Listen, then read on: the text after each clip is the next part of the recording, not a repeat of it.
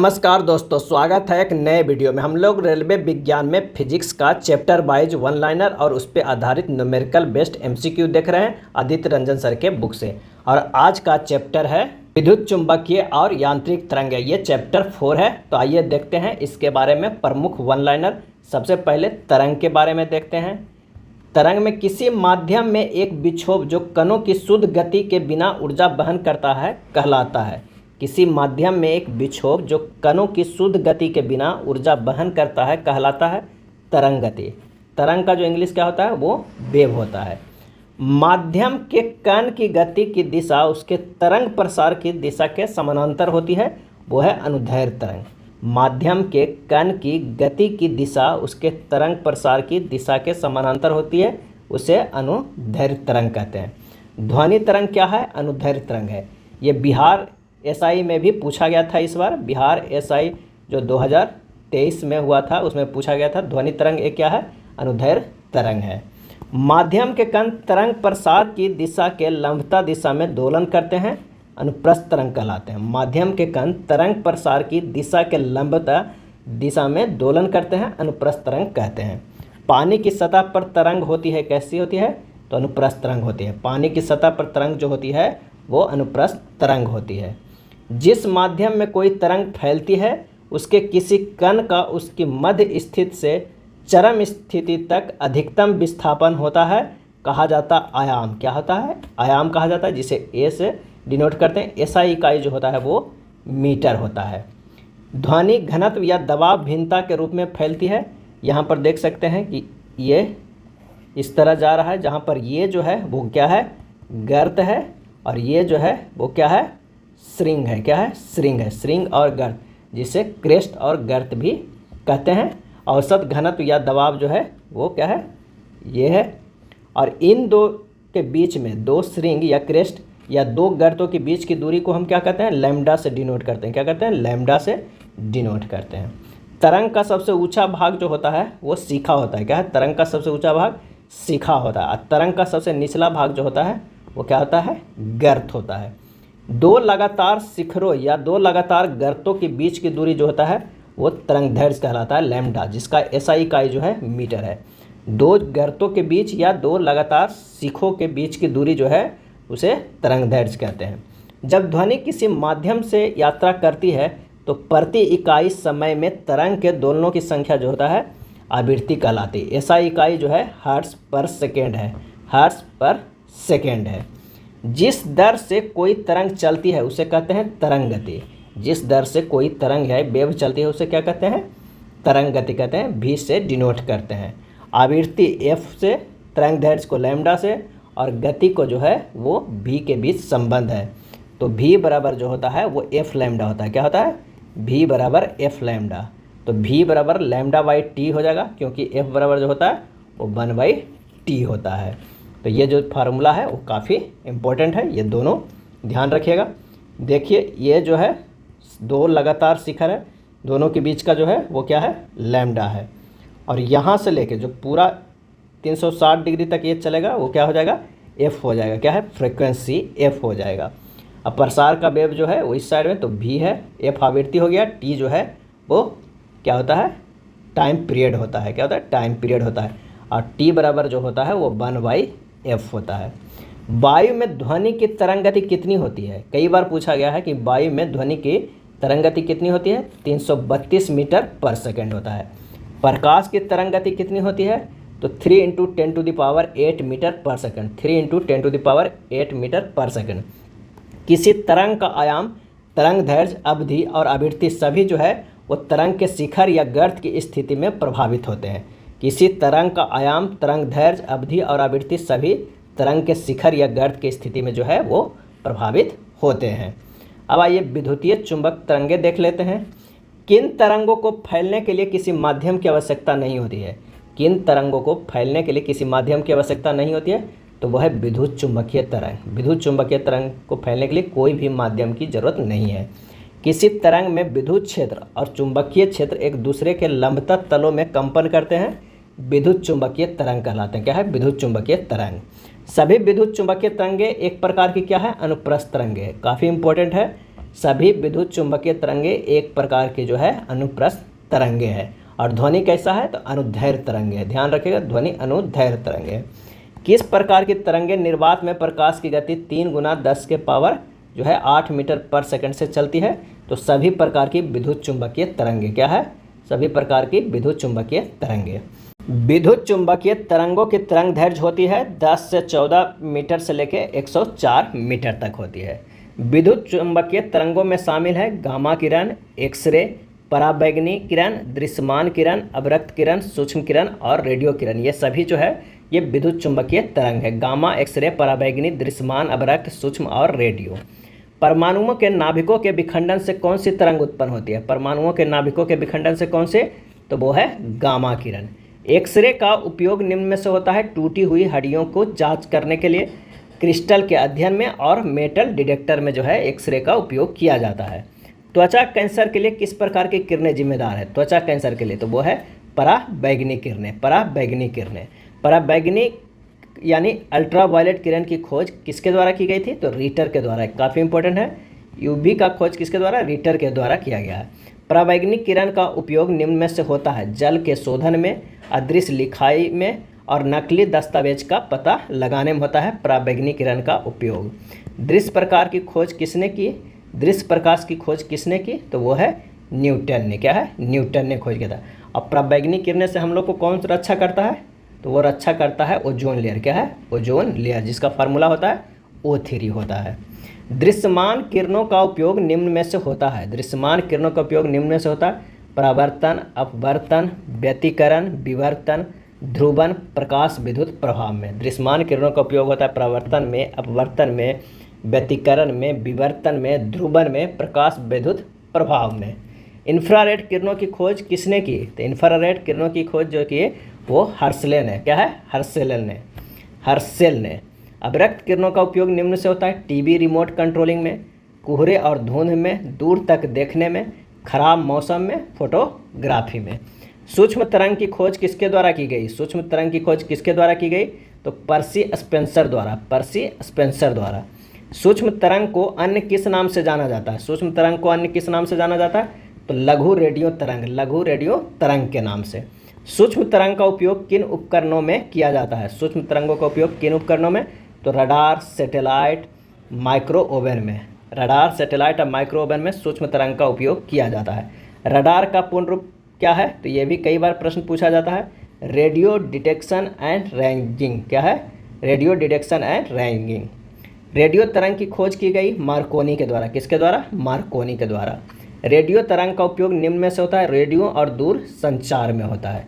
यदि किसी विद्युत चुंबकीय तरंग की आवृत्ति जो है वो म्यू है और तरंग दैर्घ्य लैम्डा है, तो इस विद्युत चुंबकीय तरंग की ऊर्जा जो बराबर होगा E बराबर होगा hc/लैम्डा।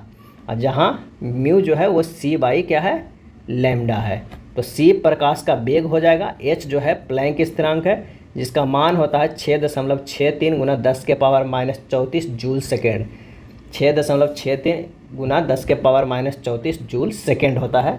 इसका मान पूरे याद रखें, डायरेक्ट भी कभी कभी रेलवे में ये पूछ लिया जाता है। h का जो मात्रक होगा E बराबर h न्यू, h बराबर E/, क्या होगा? न्यू होगा। E का जो मान होता है यूनिट इसका वो क्या होता है? किलोग्राम मीटर स्क्वायर पर सेकेंड स्क्वायर। के बटा जो हो जाएगा पर सेकेंड होगा, तो ये हो जाएगा किलोग्राम मीटर स्क्वायर पर सेकेंड हो जाएगा, यानी h का मात्रक जूल सेकेंड होगा। किस तरंग में अधिकतम ऊर्जा होती है? तो गामा किरणें में, क्योंकि इसकी आवृत्ति जो है वो क्या होती है? उच्च होती है। अब आइए देखते हैं विद्युत चुंबकीय तरंग जो है आवृत्ति ऊर्जा को बढ़ता क्रम है। तो यहाँ पर जो होगा सबसे कम जो है वो रेडियो का, उसके बाद सूक्ष्म का ज़्यादा है, उससे ज़्यादा अवरक्त का है, उससे दृश्य, उससे पराबैंगनी है, उससे ज़्यादा एक्स का है, उसके बाद जो है वो गामा का है। यानी विद्युत चुंबकीय तरंग जो है वो सबसे ज़्यादा है आवृत्ति किसका? गामा का, और सबसे कम रेडियो का। अगर ये जो दृश्य है उसका अगर हम देख लेते हैं तो उसमें सबसे कम जो है आवृत्ति लाल का है और सबसे ज़्यादा जो है वो बैगनी का है ना? बैगनी का है। तो इस तरह भी याद कर सकते हैं, बैजानी पिनाला करके भी याद सकते हैं। जा से जामुनी या इंडिगो जो है एक ही कलर है, तो ये बैजानी पिनाला करके नाम रख सकते हैं, लेकिन बढ़ते हुए क्रम जो है वो इस साइड में है। नेक्स्ट देखते हैं यांत्रिक तरंग के बारे में। जिन तरंगों को फैलने के लिए माध्यम की आवश्यकता होती है यांत्रिक तरंग कहलाती है। क्या है? यांत्रिक तरंग। यांत्रिक तरंगों के उदाहरण हैं जल तरंगे, ध्वनि तरंगे और स्प्रिंग तरंगे। ये सब जो है यांत्रिक तरंगों के उदाहरण हैं। कौन सी तरंग अनुप्रस्थ और अनुदैर्घ्य दोनों हो सकती है? तो वो है यांत्रिक तरंग। अनुप्रस्थ भी हो सकता है और अनुदैर्घ्य भी हो सकता है। अब जल में जो अगर कोई पत्थर मारेंगे तो उसमें जो तरंग उत्पन्न होगा वो अनुप्रस्थ और अनुदैर्घ्य जो है वो दोनों होगा। ध्वनि तरंग को यांत्रिक तरंग भी कहा जाता है। ध्वनि तरंग को यांत्रिक तरंग भी कहा जाता है, लेकिन ध्वनि तरंग एक अनुदैर्घ्य तरंग है, ना कि दोनों है। अनुप्रस्थ और अनुदैर्घ्य जो है वो दोनों नहीं है। यांत्रिक तरंगों का माध्यम में संचरण किस कारण संभव होता है? तो प्रत्यास्थता और जड़त्वता के कारण। प्रत्यास्थता और जड़त्वता के कारण। यांत्रिक तरंगों का वर्गीकरण की बात करते हैं तो सभी यांत्रिक तरंगों की ध्वनि सुनी नहीं जा सकती है। इस आधार पर इन्हें 3 श्रेणियों में बांटा गया। कौन सा 3 श्रेणी में? तो श्रव्य, अपश्रव्य और पराश्रव्य है। मनुष्यों के सुनने का श्रव्य सीमा जो है वो 20 से 20,000 हर्ट्ज तक है। 20 से 20,000 से 5 वर्ष से कम उम्र के बच्चे तथा कुछ जानवर जैसे कुत्ते तक ध्वनि सुन सकते हैं। तो 25 किलो हर्ट्ज तक सुन सकते हैं। कितना? 25 किलो हर्ट्ज तक सुन सकते हैं। 20 हर्ट्ज से कम आवृत्ति वाले यांत्रिक तरंग जो होती है वो अपश्रव्य तरंग होती है। क्या होती है? अपश्रव्य तरंग होती है। और किन तरंगों को मानव द्वारा नहीं सुना जा सकता है? तो अपश्रव्य तरंग नहीं सुना जा सकता है। गेंडा, हाथी और व्हेल जैसे कुछ जानवर जो है वो अपश्रव्य तरंग उत्पन्न और संचारित करते हैं। अपश्रव्य यानी 20,000 हर्ट्ज से कम करते हैं। कुछ जानवर भूकंप से पहले परेशान हो जाते हैं क्योंकि ये मुख्य आघात तरंगों को शुरू होने से पहले कम आवृत्ति की अपश्रव्य तरंग जो उत्पन्न करते हैं, जो संभवतः जानवरों को सचेत करती है। अगर भूकंप आने वाला हो तो उससे पहले जो तरंग निकलती है वो अपश्रव्य तरंग रहती है, जो मुख्यतः जानवरों को सचेत करती है। 20,000 हर्ट्ज से अधिक आवृत्ति की यांत्रिक तरंगे प्रश्रव्य तरंग कहते हैं। 20,000 से जो ज़्यादा है वो प्रश्रव्य तरंगे हैं। डॉल्फिन, चमगादड़ और कुत्ते जैसे जानवर द्वारा निर्मित यांत्रिक तरंग जो है वो प्रश्रव्य तरंगे हैं। कौन सी उच्च आवृत्ति तरंगे हैं जो बाधाओं की उपस्थिति में भी अच्छी तरह से परिभाषित पथों पर यात्रा कर सकती है? वो है प्रश्रव्य तरंगे। कठिन पहुंच वाले स्थानों पर स्थित भागों को साफ करने के लिए उपयोग किया जाता है प्रश्रव्य तरंगों को। कठिन पहुंच वाले स्थानों पर स्थित भागों को साफ करने के लिए उपयोग किया जाता है प्रश्रव्य तरंगों को। इमारतों, पुलों, मशीनों और वैज्ञानिक उपकरणों जैसी बड़ी संरचनाओं के निर्माण में धातु ब्लॉकों में दरारें और खामियों का पता लगाने के लिए उपयोग किया जाता है कैसे? प्रश्रव्य तरंगों को। कैसे? प्रश्रव्य तरंगों को। इमारतों, पुलों, मशीनों और वैज्ञानिक उपकरणों जैसी बड़ी संरचनाओं के निर्माण में धातु ब्लॉकों में दरारें और खामियों को पता लगाने के लिए प्रश्रव्य तरंगों का उपयोग किया जाता है। ईसीजी, इलेक्ट्रोकार्डियोग्राफी, जो हृदय संबंधी है और शरीर के आंतरिक अंगों की छवियां प्राप्त करने में उपयोग किया जाता है, तो वो है प्रश्रव्य तरंगों का उपयोग किया जाता है। आंतरिक अंगों की छवियों की मॉनिटर या फिल्म पर मुद्रित करने की प्रक्रिया को अल्ट्रासोनोग्राफी के रूप में जाना जाता है। अल्ट्रासोनोग्राफी किसका उपयोग गर्भावस्था के दौरान भ्रूण की जांच के लिए भी किया जाता है, ताकि जन्मजात दोषों और विकास संबंधी असमानताओं को पता लगाया जा सके? तो वो है अल्ट्रासोनोग्राफी, जिसमें यूज होता है प्रश्रव्य तरंगे। क्या है? प्रश्रव्य तरंगे। किसका उपयोग गुर्दे में बनी छोटी छोटी पथरी को बारीक कणों में तोड़ने के लिए किया जाता है, जिन्हें मूत्र के माध्यम से बाहर निकाला जाता है? तो वो है अल्ट्रासोनोग्राफी, प्रश्रव्य तरंगे। वह कौन सी युक्ति है जिसमें प्रश्रव्य तरंगों का उपयोग करके गहरे समुद्र में वस्तु को पता लगाने में किया जाता है? तो वो है सोनार। और सोनार का फुल फॉर्म तो जरूर पूछा जाता है, sound navigation and ranging. Sound navigation and ranging. प्रश्रव्य तरंगों में अधिकतम ऊर्जा क्यों संचित होती है? तो प्रश्रव्य तरंगों की आवृत्ति जो है अधिक और तरंगदैर्घ्य जो है कम होने के कारण। प्रश्रव्य तरंगों की जो है आवर्त जो है अधिक और तरंगदैर्घ्य कम होने के कारण। अब आइए देखते हैं ध्वनि तरंग के बारे में। ऊर्जा का एक रूप जो कानों में सुनने की अनुभूति उत्पन्न करता है ध्वनि तरंग जो है कहलाता है। जो वस्तुएं के कंपन से उत्पन्न होती है उसे कहते हैं ध्वनि तरंग। जो वस्तुएं के कंपन से उत्पन्न होती है उसे क्या कहते हैं? तो ध्वनि तरंग जो है वो कहते हैं। वह कौन सी विद्युत चुंबकीय तरंग है जो निर्वात में विचरण नहीं कर सकती है? तो वह है ध्वनि तरंग। निर्वात में विचरण नहीं कर सकता ध्वनि तरंग। मानव में ध्वनि तरंग उत्पन्न होती है स्वर रज्जु में कंपन के माध्यम से। पदार्थ जिसके माध्यम से ध्वनि संचारित होती है वो माध्यम जो है ठोस, तरल एवं गैस है। ध्वनि तरंग एक प्रकार की यांत्रिक तरंग है। यांत्रिक तरंग है। हवा में ध्वनि तरंग कैसे विचरण करती है? अनुदैर्घ्य तरंग। हवा में अगर ध्वनि तरंग कैसे विचरण करती है तो अनुदैर्घ्य तरंग होगा। लेकिन पानी की सतह पर ध्वनि तरंग कैसे विचरण करेगी तो वो है अनुप्रस्थ तरंग। ये ध्यान रखिएगा कि अगर पानी की सतह पर है तो वो होगा अनुप्रस्थ। लेकिन अगर ठोस में ध्वनि तरंग विचरण करती है तो अनुदैर्घ्य और अनुप्रस्थ दोनों तरंगों के रूप में कार्य करती है।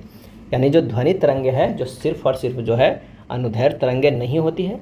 अगर हवा जो है हवा में ध्वनि तरंग विचरण कर रहा है तो अनुदैर्घ्य होगा, पानी की सतह पर ध्वनि तरंग विचरण कर रहा है तो अनुप्रस्थ हो जाएगा, और ठोस में ध्वनि तरंग विचरण कर रहा है तो अनुदैर्घ्य और अनुप्रस्थ जो है वो दोनों तरंगों के रूप में होगा। किसी ध्वनि की तीव्रता या कोमलता का बोध मुख्य रूप से कैसे होता है? किसी ध्वनि की तीव्रता या कोमलता का बोध मुख्य रूप से कैसे होता है? उसके आयाम से प्रभावित होता है। क्या होता है? उसके आयाम से जो है वो प्रभावित होता है। उच्च आयाम के कारण कौन सी तरंग उत्पन्न होती है? तो तीव्र ध्वनि तरंग। तीव्र ध्वनि तरंग। तीव्र ध्वनि तरंग लंबी दूरी तय करती है क्योंकि इसमें उच्च ऊर्जा होती है। इसमें उच्च ऊर्जा होती है। ध्वनि तरंग का आयाम उस बल पर निर्भर करता है जिससे किसी वस्तु का कंपन कराया जाता है। किसी वस्तु का कंपन कराया जाता है। एक तरंग द्वारा एक पूर्ण दोलन पूरा करने में लिया गया समय जो है आवर्तकाल कहते हैं। एक तरंग द्वारा एक पूर्ण दोलन में पूरा करने में लिया गया समय आवर्तकाल कहते हैं। आवर्त जो है आवृत्ति म्यू बराबर 1/t, जहाँ t आवर्तकाल होता है। यानी अगर यहाँ से कोई यहाँ से लेके पूरा यहाँ तक जाता है उसे क्या बोलते हैं? आवर्तकाल बोलते हैं। क्या है? आवर्तकाल बोलते हैं। उत्पन्न होने वाले कंपन की दर के आधार पर ध्वनि की गुणवत्ता को क्या कहा जाता है? उत्पन्न होने वाले कंपन की दर के आधार पर ध्वनि की गुणवत्ता को क्या कहा जाता है? तो वो है पिच कहा जाता है। विभिन्न आवृत्तियों के मिश्रण से एक क्रमबद्ध ध्वनि उत्पन्न होती है जिसे संगीत कहा जाता है। जिसे संगीत कहा जाता है। एक ही आवृत्ति की ध्वनि तरंगे कहलाती है टोन। क्या है? एक ही आवृत्ति की ध्वनि तरंगे कहलाती है टोन। अनेक आवृत्तियों के मिश्रण से जो ध्वनि तरंग उत्पन्न होती है उसे नोट कहते हैं। क्या है? नोट कहते हैं। ध्वनि तरंग किसी माध्यम में कैसे यात्रा करती है? संपीड़न और विरलन की श्रृंखला के रूप में। संपीड़न और विरलन की श्रृंखला के रूप में। अनुदैर्घ्य तरंग में वह क्षेत्र जहां कण एक दूसरे के सबसे करीब होते हैं संपीड़न क्षेत्र हैं। एक दूसरे के सबसे करीब होते हैं संपीड़न क्षेत्र हैं। संपीड़न क्षेत्र में उच्च घनत्व और उच्च दबाव होता है। उच्च घनत्व और उच्च दबाव होता है। अनुदैर्घ्य तरंग में वह क्षेत्र जहां कण सबसे दूर होते हैं विरलन क्षेत्र है। क्या है? विरलन क्षेत्र कहलाते हैं। विरलन क्षेत्र में कम घनत्व और कम दबाव होते हैं। ये दोनों जो है काफ़ी इम्पोर्टेंट है। क्या है? काफ़ी इम्पोर्टेंट है। समान भौतिक परिस्थितियों में किसी दिए गए माध्यम में सभी आवृत्तियों के लिए ध्वनि की गति लगभग समान होती है। ध्वनि की गति लगभग जो है समान होती है। ध्वनि की विशिष्ट गति पर निर्भर करती है उस माध्यम की विशेषताओं पर जिसमें वह यात्रा करती है। किसी माध्यम में ध्वनि की गति प्रभावित होती है। किसी माध्यम में ध्वनि की गति प्रभावित होती है माध्यम के तापमान से। माध्यम के तापमान से। माध्यम का तापमान बढ़ने से ध्वनि की गति भी बढ़ती है। 0 डिग्री सेंटीग्रेड पर ध्वनि की गति 332 मीटर पर सेकंड है, लेकिन वही 22 डिग्री सेंटीग्रेड पर ध्वनि की गति जो है वो 344 मीटर पर सेकंड है। ये कभी कभी जो है वो टेम्परेचर भी दिया हुआ रहेगा जिससे पता करना होता है कि कौन सा सही होगा। जल्दीबाजी में हम लोग 332 मीटर पर सेकंड मार देते हैं जो कि 0 डिग्री सेंटीग्रेड पर ध्वनि की गति है। ध्वनि की गति किस माध्यम में सबसे ज़्यादा होती है? तो ठोस में सबसे ज़्यादा, उसके बाद तरल में, उसके बाद गैस में। अप्रॉक्सीमेट ठोस में जो है वो 5000 जो है मीटर पर सेकंड होता है। तरल में लगभग 1400 मीटर पर सेकंड होता है और गैस में जो है वो 332 मीटर पर सेकंड होता है। ध्वनि तरंग का आयाम उस बल पर निर्भर करता है। ध्वनि तरंग का आयाम जो है उस बल पर निर्भर करता है जिससे किसी वस्तु को कंपन कराया जाता है। जिससे किसी वस्तु को कंपन कराया जाता है। ध्वनि की गति माध्यम के किन कारकों पर निर्भर करती है? तो तापमान, घनत्व और लोच पर निर्भर करती है। ध्वनि सबसे तेज गति से चलती है। कहाँ चलती है? तो ठोस में, अधिक घनत्व के कारण। लोच जितनी अधिक होगी ध्वनि की गति उतनी अधिक होगी। आर्द्रता बढ़ने से ध्वनि की गति बढ़ जाती है। क्या है? ध्वनि की गति बढ़ जाती है आर्द्रता बढ़ने से। दबाव बढ़ने या घटने से ध्वनि के वेग पर क्या प्रभाव पड़ता है? तो कोई भी प्रभाव नहीं पड़ता है। दबाव बढ़ने या घटने से ध्वनि के वेग पर कोई प्रभाव नहीं पड़ेगा। ध्वनि के वेग किसके कारण बढ़ता है? तो लोच बढ़ने के कारण। निर्वात की लोच शून्य होने के कारण निर्वात में ध्वनि का प्रसार नहीं होता है। यानी हमारे पास तो एक और बन गया प्रश्न, क्या है कि निर्वात में लोच कितना होता है, तो 0 होता है। जैसे जैसे गैसों का आणविक भार बढ़ता है ध्वनि का वेग जो है वो कम हो जाता है। अब आइए डॉपलर प्रभाव के बारे में जानते हैं, डॉपलर इफेक्ट के बारे में जानते हैं। जब श्रोता और सोर्स के बीच सापेक्ष गति होती है तो सोर्स द्वारा उत्पन्न ध्वनि की आवृत्ति श्रोता द्वारा सुनी गई ध्वनि की आवृत्ति से भिन्न होती है। इस प्रभाव को क्या कहते हैं, डॉपलर प्रभाव कहते हैं। क्या कहते हैं, डॉपलर प्रभाव। कौन सा प्रभाव ध्वनि और प्रकाश दोनों के लिए सामान्य मान है, तो वो है डॉपलर प्रभाव के लिए सामान्य मान है।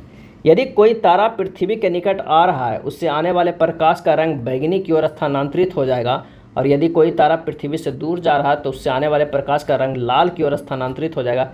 किस प्रभाव के कारण हो रहा है, तो ये प्रकाश का डॉपलर प्रभाव के कारण। किससे, प्रकाश के डॉपलर प्रभाव के कारण। बिग बैंग थ्योरी किस पर आधारित है, प्रकाश के डॉपलर प्रभाव पर।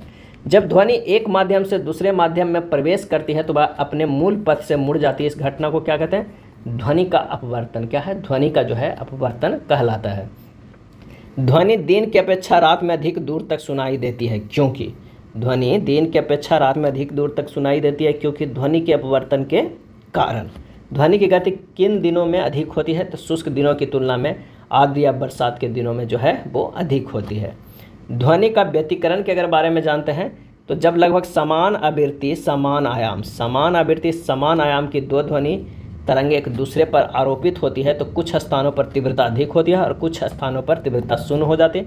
इस घटना को कहा जाता है ध्वनि का व्यतिकरण। क्या है, ध्वनि का व्यतिकरण कहा जाता है। कभी कभी जहाज की स्थिति समुद्र में नहीं मिल पाती है क्योंकि जहाँ तीव्रता शून्य होती है वहाँ ध्वनि की विनाशी व्यतिकरण होता है। मौन क्षेत्र का निर्माण किसके कारण होता है, तो विनाशकारी ध्वनि का विनाशी व्यतिकरण के कारण होता है। प्रतिध्वनि अक्सर सुनने में आता है प्रतिध्वनि। ध्वनि की इस अस्थायित्वता के परिणाम स्वरूप बार बार होने वाले परिवर्तन को प्रतिध्वनि कहा जाता है। प्रतिध्वनि कहा जाता है। ध्वनि तरंगों के प्रवर्तन से उत्पन्न ध्वनि की पुनरावृत्ति कहलाती है प्रतिध्वनि। एक स्पष्ट प्रतिध्वनि सुनने के लिए मूल ध्वनि और प्रतिध्वनि के बीच आवश्यक न्यूनतम समय अंतराल क्या है, तो 0.1 सेकेंड। एक स्पष्ट प्रतिध्वनि सुनने के लिए मूल ध्वनि और प्रतिध्वनि के बीच आवश्यक न्यूनतम समय अंतराल क्या है, 0.1 सेकेंड। प्रतिध्वनि सुनने के लिए न्यूनतम दूरी जो है वो 17 मीटर होनी चाहिए, लगभग 16.6 मीटर। और ध्वनि की अनुभूति हमारे मस्तिष्क में लगभग 0.1 सेकेंड तक बनी रहती है, 0.1 सेकेंड तक। अनुरणन ध्वनि स्रोत के समाप्त हो जाने के बाद भी ध्वनि की गूंज का कायम रहना क्या कहलाता है, तो अनुरणन कहलाता है। किन तरंगों के प्रवर्तन के लिए बड़े आकार के अवरोध की आवश्यकता होती है, तो वह है ध्वनि तरंग का। प्रतिध्वनि या अनुरणन को कम करने के लिए सभागार की छत और दीवारों को आमतौर पर जो है ध्वनि अवशोषक सामग्री से ढक दिया जाता है। कॉन्सर्ट हॉल और सिनेमा हॉल की छतें किस प्रकार जो है वो डिजाइन की जाती है ताकि ध्वनि परावर्तन के बाद हॉल के सभी कोनों तक पहुंच सके, तो वो है घुमावदार। मेगाफोन या लाउड जो हेलर, हॉर्न, तुरही और शहनाई जैसे संगीत वाद्यंत्र सभी को किस प्रकार डिजाइन किया गया है, तो ध्वनि को सभी दिशाओं में फैलाए बिना एक विशेष दिशा में भेजने के लिए डिजाइन किया जाता है। शरीर के भीतर मुख्य रूप से हृदय या फेफड़ों में उत्पन्न होने वाली ध्वनियों को सुनने के लिए उपयोग किया जाने वाला एक चिकित्सा उपकरण क्या है, तो वो है स्टेथोस्कोप। क्या है, स्टेथोस्कोप है। ध्वनि तरंगों के उत्पादन एवं प्रसार के अध्ययन को क्या कहा जाता है, तो ध्वनिकी कहा जाता है। ध्वनिकी कहा जाता है। मनुष्य के कान का कौन सा भाग प्राप्त ध्वनि के अनुसार कंपन करता है, तो कर्णपटह झिल्ली। कौन सा उपकरण ध्वनि तरंगों को विद्युत संकेतों में परिवर्तित करता है, कौन सा जो है उपकरण ध्वनि तरंगों को विद्युत संकेतों में परिवर्तित करता है, तो माइक्रोफोन। अब आइए जानते हैं मैक संख्या के बारे में कि मैक संख्या क्या है। कभी कभी सुने होंगे कि रॉकेट का जो स्पीड है इतना मैक संख्या है। तो जब किसी वस्तु की गति ध्वनि की गति से अधिक हो जाती है तो उसे किस गति से यात्रा करना कहा जाता है, तो सुपरसोनिक। ध्वनि की गति से अधिक हो जाती है तो उसे किस गति से यात्रा करना कहा जाता है, सुपरसोनिक कहा जाता है। निम्नलिखित में कौन इमारतों को नुकसान पहुंचा सकता है, तो सुपरसोनिक विमान द्वारा उत्पन्न शॉक तरंगे। इन शॉक तरंगों से उत्पन्न होने वाले बहुत तेज और तेज ध्वनि जो है वो है सोनिक बूम। ध्वनि हवा में 332 मीटर पर सेकंड की गति से यात्रा करती है। इस प्रकार जो है वो 1 सेकंड में 332 मीटर की दूरी विक्षोभ द्वारा तय की जाती है। कम पिच वाली ध्वनि की आवृत्ति भी कम होती है। तेज आवाज़ और सुनने में बहुत अप्रिय शोर कहलाता है। तेज आवाज़ हो और सुनने में बहुत अप्रिय लग रहा हो, शोर कहलाता है। ध्वनि तरंगों में ध्रुवीकरण नहीं होता है क्योंकि वे जो है वो अनुदैर्घ्य तरंग है। क्या है? अनुदैर्घ्य तरंग है। ध्वनि तरंगों में ध्रुवीकरण नहीं होता है क्योंकि वह अनुदैर्घ्य तरंग है। विमान की गति निर्धारित करने के लिए किसका प्रयोग किया जाता है? तो मैक संख्या का। मैक संख्या, अब मैक संख्या जो कहते हैं विमान की गति बटा ध्वनि की गति, विमान की गति बटा ध्वनि की गति। तो मैक संख्या ये बराबर ध्वनिक विमान, मैक संख्या जो है बराबर 1 है तो मैक संख्या ग्रेटर देन 1 है तो सुपरसोनिक विमान, मैक संख्या ग्रेटर देन 5 है तो हाइपरसोनिक विमान हो जाएगा। अब आइए जानते हैं ध्वनि का विवर्तन। तो जब ध्वनि तरंगें खिड़की और दरवाज़ों के किनारों से टकराती है तो उसे ध्वनि विवर्तन कहते हैं। वह तरंग जो अपने स्थान पर फैलती है, सिकुड़ती है लेकिन आगे नहीं बढ़ती है तो वो हो जाएगा स्थिर तरंग कहलाएगा। जिस तरंग में कंपन की तीव्रता अधिकतम कहाँ पर होती है? स्थिर तरंगों में। जिसने स्थिर तरंग में कंपन की तीव्रता अधिकतम कहाँ पर होती है? तो जहाँ एंटीनोड का निर्माण होता है, एंटीनोड का। कंपन की तीव्रता शून्य कहाँ पर होती है?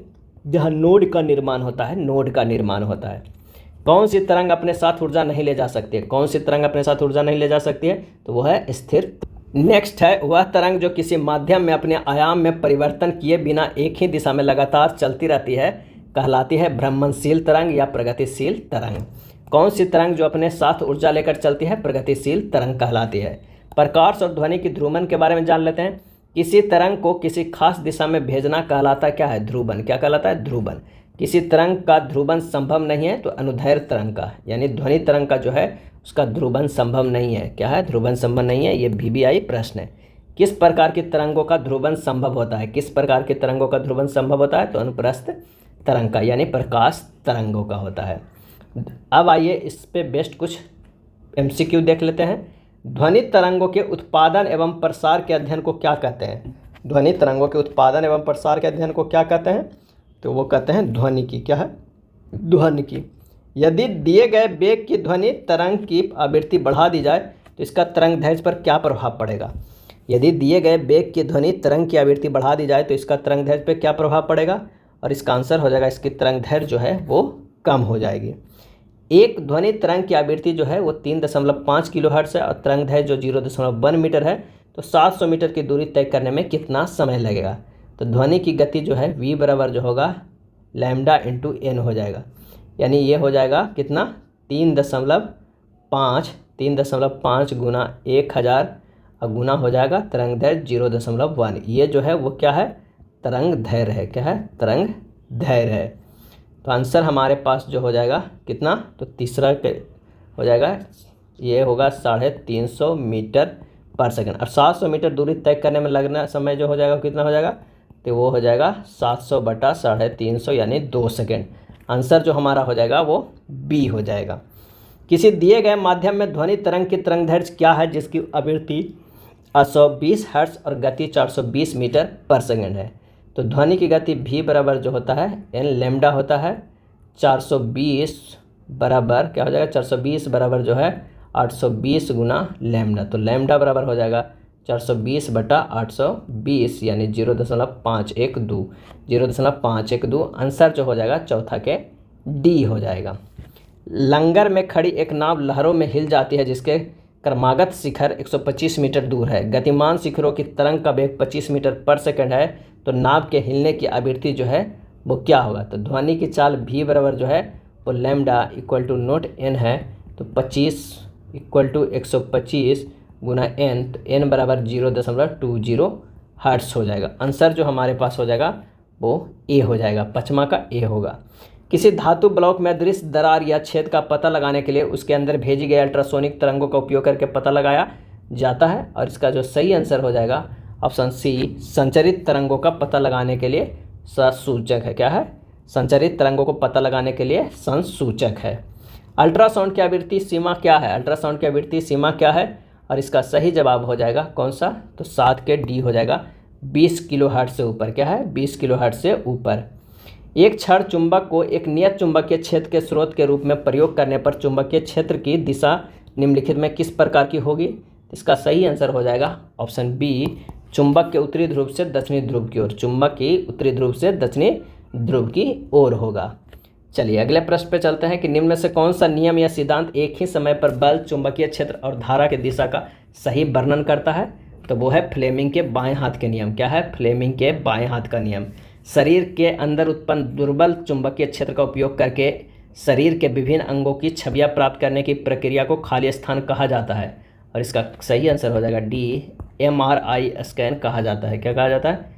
MRI स्कैन कहा जाता है। क्षार चुंबक के निकट लाए जाने पर दिक् सूचक की सुई विक्षेपित क्यों हो जाती है? और इसका सही आंसर जो हो जाएगा वो क्योंकि यह एक लघु चुंबक होती है। क्योंकि यह एक जो है वो लघु चुंबक होती है। किसके आपेक्ष? तो पृथ्वी के आपेक्ष। तो ये था आदित्य रंजन सर के बुक में दिया हुआ वन लाइनर। अगर वीडियो अच्छा लगा तो लाइक एंड शेयर कर दीजिएगा। धन्यवाद।